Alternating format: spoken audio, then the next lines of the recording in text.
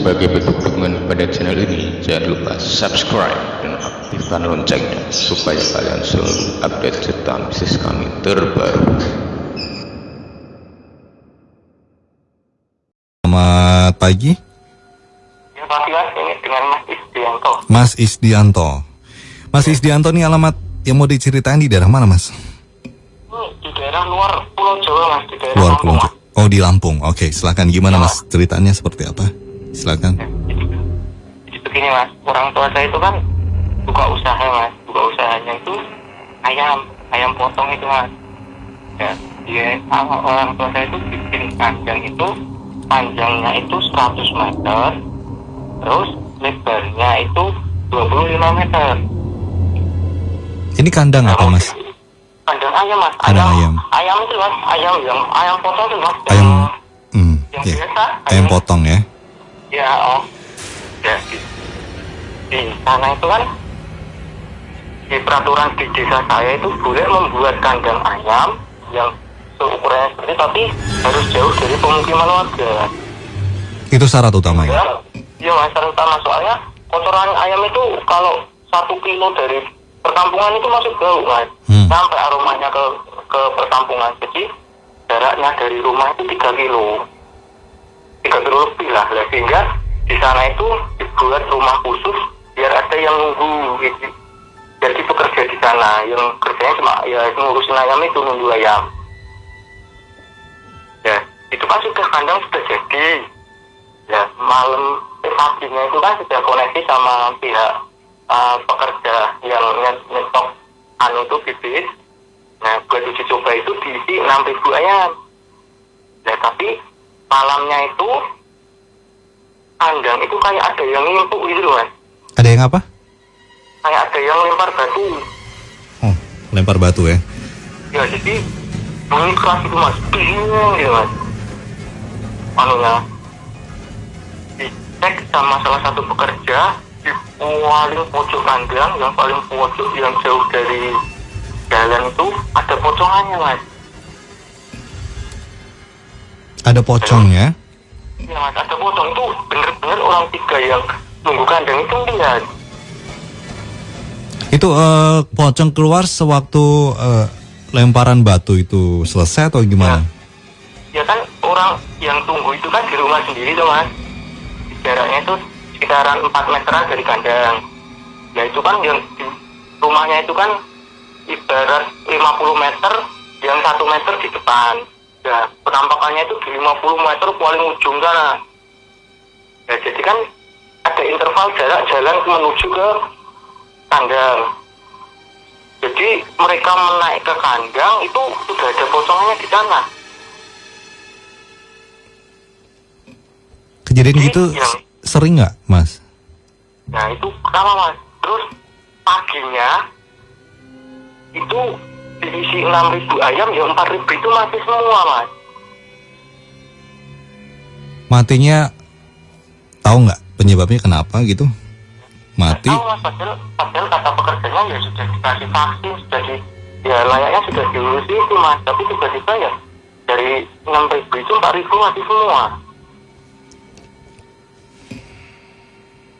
Nah terus bapak saya kan bingung, terus mencari ke orang pintar.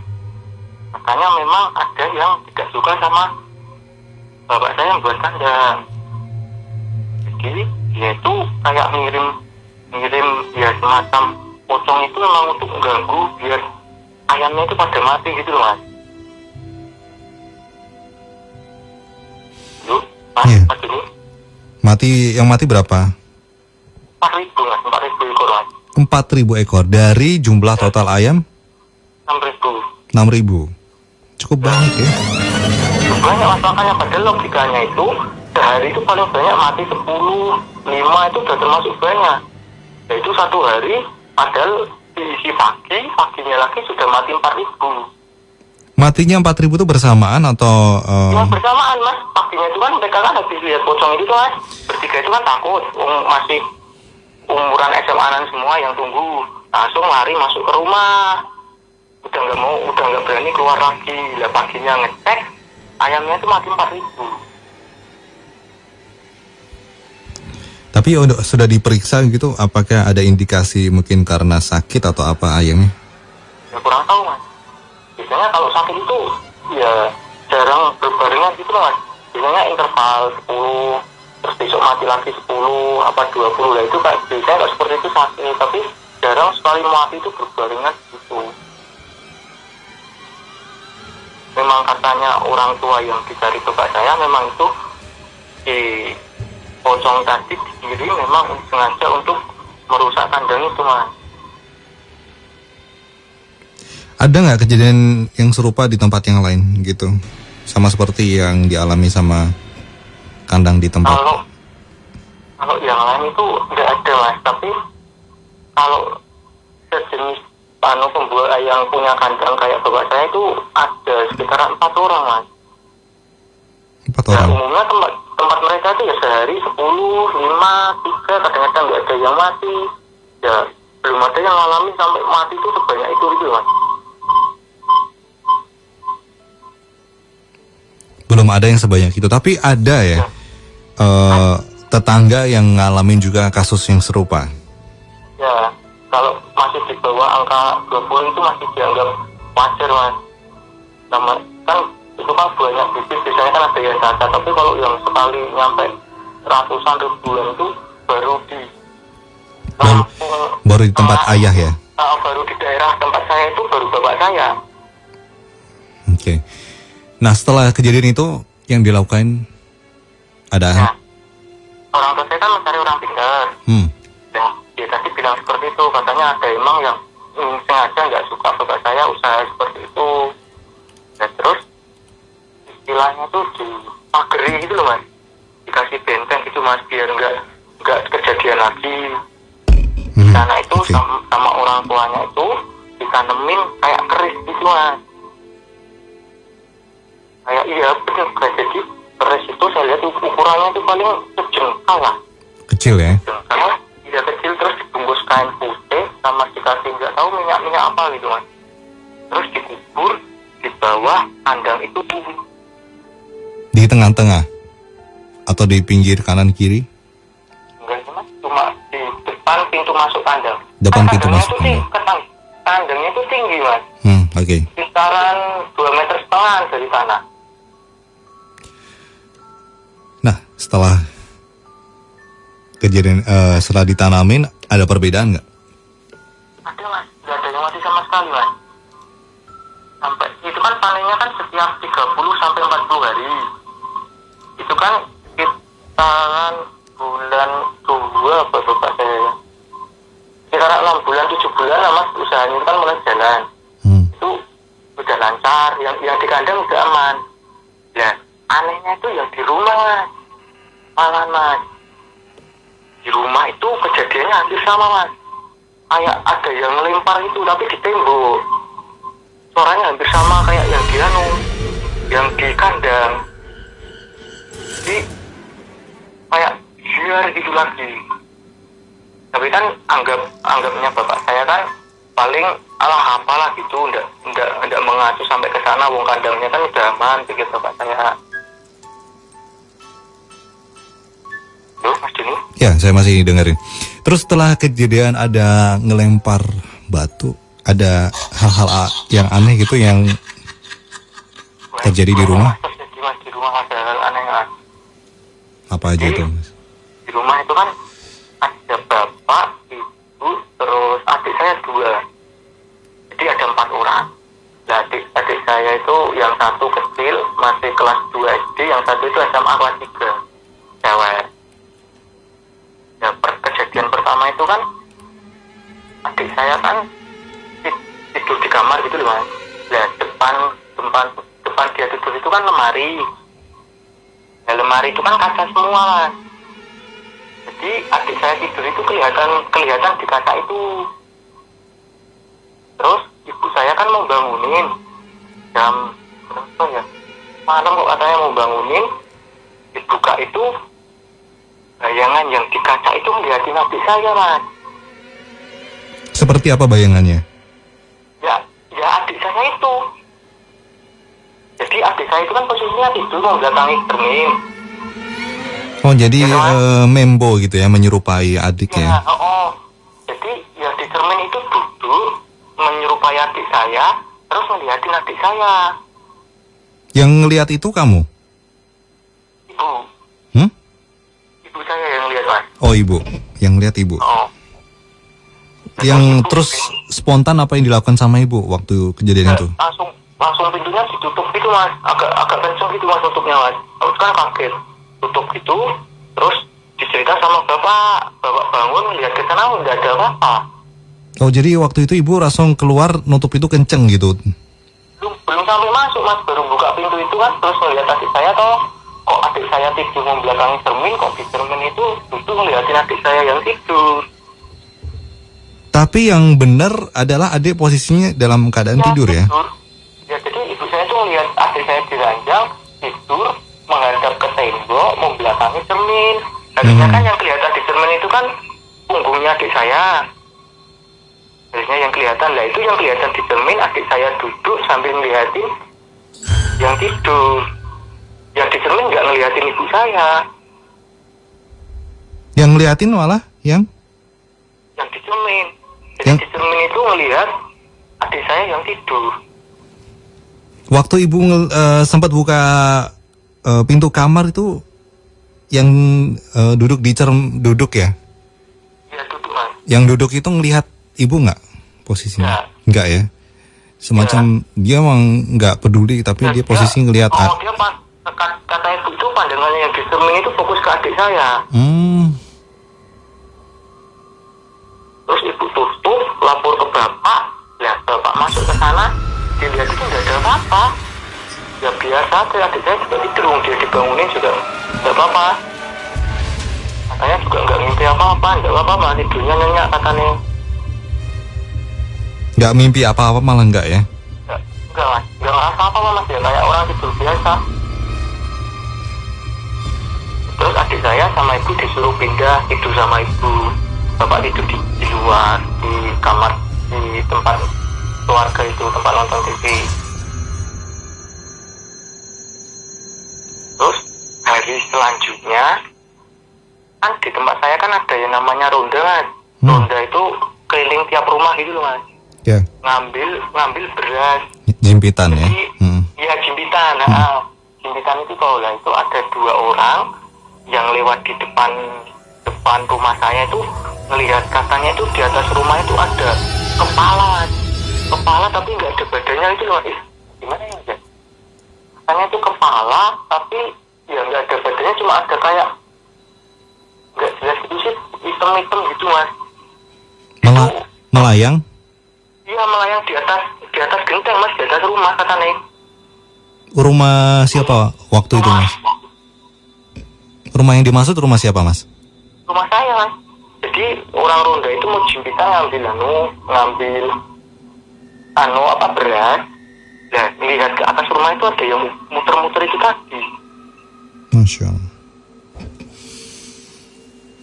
Nah itu Mas. Loh, paginya kucing adik saya itu mati, tapi perutnya itu sobek Mas. Perutnya sobek. Ya, ketemu di kamar mandi. Setelah kejadian ada kepala muter-muter di atas genting itu ya? Pertama kan bapak kan nggak tahu, orang rumah kan nggak tahu kalau ada yang muter-muter di di atas rumah. Nah, taunya kucing itu kan ya sama anjing apa kan pikirannya tetap positif tuh Mas. Nah, bapak itu malamnya kan jatah ronda ketemu sama yang ngelihat tadi, kepala muter-muter tadi. Terus bapak saya diajak berdua gitu, diceritain kan biar tidak jadi masyarakat itu Mas, biar nggak buat ibu masyarakat. Nah, bapak saya tahu seperti itu, terus menghubungi si paranormal itu tadi, orang pinter. Yang ngurus Ya, ini ya, yang ngurus yang kandang ngurus itu ya. Paranormal yang ngurus kandang itu juga. Ya Mas, ya kejadiannya di rumah katanya sama Mas. Yang nggak suka itu mau ngincer kandang, tapi kan udah nggak bisa. Ya karena itu mau merusak yang di rumah. Itu katanya yang dikirim itu sejenis leak gitu katanya Mas. tempat saya kan juga banyak orang Bali mas, pindahan dari Pulau Bali sana migrasi. Katanya dikirim Lea buat ya gimana ya, kata kasar yang ngomong mau mencelakain orang rumah katanya gitu. Nah baru itu connect sama yang kok kucing adik saya itu meninggal tiba-tiba, perutnya sobek tadi. Pas malamnya ada itu pastinya kucing adik saya itu mati itu sama bapak dihubungi gitu, diceritain sama paranormalnya ya, katanya langsung di paranormalnya ngomong seperti itu.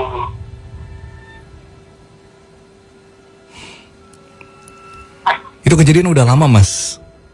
Lu mas, sekitaran bulan 4 mas. Pokoknya kandang panen pertama itu kan 30 hari kandang panen. Nah paling sekitaran 7 hari itu baru kejadian di rumah itu mas. Waktu dikasih tahu sama orang pintar ini ya, yang nggak suka sama bapak itu termasuk punya bisnis yang sama atau bagaimana? Ya kalau paranormalnya nggak mau mas, nggak mau ngomong, cuma katanya ini cuma orang dekat aja daerah sini yang nggak suka pak. Tapi dia nggak ngomong kalau ini punya bisnis sama atau ini punya pekerjaan sama bapak ini mas. Cuma katanya ya emang ini ada orang daerah sini saja yang nggak suka sama bapak. Sudah lama bilangnya nggak sukanya? Kayaknya sudah lama kayaknya mas. Bapak kan guru mas, kepala sekolah. Nah punya usaha, punya juga kebun karet juga. Dan bapak kan pikirnya kan buka kandang itu, buka cabang lagi. Jadi kejadian setelah membuka kandang itu atau? Nah, mas, dulu waktu bapak jadi kepala sekolah ya normal mas, jadi kepala sekolah, jadi guru, ibu dagang di pasar itu ya normal mas, tidak ada kejadian apa-apa, aman. Tapi setelah bapak buka kandang itu ya mulai ada lagi. Ya terus di rumah itu juga sama mas, sama paranormalnya itu ditanemin keris itu lagi di rumah. Akhirnya di rumah ya? Oh di rumah ya. Tapi kejadian itu aman mas, sudah ya sampai sekarang aman. Nah yang sebenarnya kalau ada mas Bu yang mau saya tanyain itu sekitaran 1 minggu yang lalu, ya pas 1 minggu mas, malam Jumat yang kemarin itu kan paranormalnya yang dulu nganu tempat saya itu sekarang meninggal mas. Nah tidak lama itu hari Minggu itu ayamnya bapak itu mati 3.000 mas. Jadi semacam ada balas dendam lagi gitu ya? Ya kak, ya kayaknya seperti itu mas. Jadi sekarang kan kandangnya kalau dulu kan cuma satu mas, satu panjang terus sampai akhir lah. Sekarang kan sudah 2. Nah, berarti yang kejadian di kandang yang baru, bukan yang kandang yang lama berarti? Ya mas, yang baru. Kandang yang baru ya? Ya tapi kandang yang baru itu begitu dibuat sudah ditanemin itu lagi mas, tanemin keris sama paranormalnya itu juga buat jaga-jaga.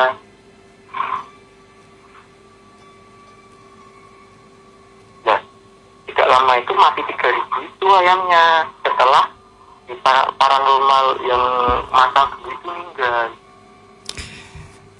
Ya, kalau saya membacanya mungkin karena paranormal sudah nggak ada ya, jadi mungkin agak sedikit meregang atau bagaimana. Tapi saya nggak tahu ya, ini hanya komentar saya. Mudah-mudahan nanti Kamis depan bisa gabung lagi, nanti biar dikomentari sama Mas Bu.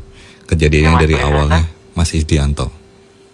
Iya mas. Ya, oke Mas Isdianto berarti posisi nggak di Lampung ya, di Semarang ya? Enggak mas. Nah yang ini tadi jam 10 tadi bapak saya nge-SMS. Nah katanya itu di kan sekarang sudah di tembok, sudah di pagar tinggi gitu loh mas. Sudah sekitaran 4 meteran toh, melingkar gitu, mengelilingi kandang terus di gerbang. Ya tadi ada yang salah satu pekerja itu orang kami masuk sekitaran orang 8-an lebih itu melihat ada penampakan kepala di atas tembok pagar itu, ngeliatin orang-orang pada kumpul-kumpul itu. Di kandang itu? Ya di kandang. Kandang yang baru atau kandang yang lama? Itu kandang yang baru sama yang lama itu jadi satu lokasi mas, berdebat-debat. Kepalanya berada di posisi di atas kandang yang baru atau yang kandang yang lama? Di deket pagar mas. Oh, di pagernya malah. Di deket gerbang mas. Jadi itu kan di bata sepanjang 150 terus 100 dan depannya itu gerbang mas buat masuk mobil gitu loh. Jadi muncul di depan itu enggak di dekat kandang malah ngeliatin orang-orang pada ngumpul kan, yang nunggu kandang kan sekarang jadi orang 6. Nah terus banyak yang sering main ke sana, yang di sana itu ngeliat semua termasuk bapak saya tadi.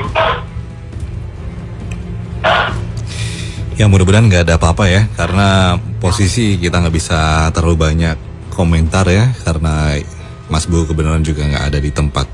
Kamis depan ya Mas Isdianto bisa gabung lagi. Mudah-mudahan nanti Kamis depan bisa ada komentar dan siapa tahu ada ilustrasi yang bisa ditangkap dari apa yang disampaikan sama Mas Isdianto ya. Gitu Mas Isdianto, terima kasih sudah gabung dengan kita di Nightmare on the Air untuk hari ini. Ya, selamat pagi Mas Isdianto. Oke, terima kasih. Ya, kerabat Imelda, ini adalah perjalanan terakhir saya di Nightmare on the Air Imelda FM tanpa Mas Bu. Mas Bu absen ya, karena lagi di luar kota. Habis depan insya Allah mungkin beliau bisa mengisi dan tentunya akan ada tanggapan dari beliau dan juga mungkin kalau ada sketsa dari apa yang diceritakan oleh kerabat Imelda yang bisa diilustrasikan. Nanti akan kita share sketsanya di Twitter saya dan juga Instagram saya @doneakbar DONEAKBAR. Dan untuk kerabat Imelda yang sudah gabung dengan kita, terima kasih sekali sudah mendengarkan kita di 104.4 FM dan juga termasuk Anda yang mendengarkan di streaming di radioimildafm.com ataupun menggunakan player pihak ketiga ya, baik itu melewat TuneIn ataupun AirDio. Terima kasih untuk kebersamaannya sekali lagi. Senang sekali bisa jadi bagian bersama kerabat Imelda di setiap Kamis malam ya. Tentunya Nightmare on the Air Imelda FM. Ya, saya Doni Akbar, Imelda 89, pamit. Sampai ketemu lagi Kamis depan ya, kalau begitu. Barang sama satu hits dari The Script with B.O.B, Walk Away. Saya pamit, terima kasih untuk kebersamaannya. Saatnya untuk kita beraksi untuk mengakhiri tindak kekerasan terhadap perempuan dan anak. Wassalamualaikum warahmatullahi wabarakatuh. See ya and yo, dadah. She's with me. I only brought her trouble since the day she met me.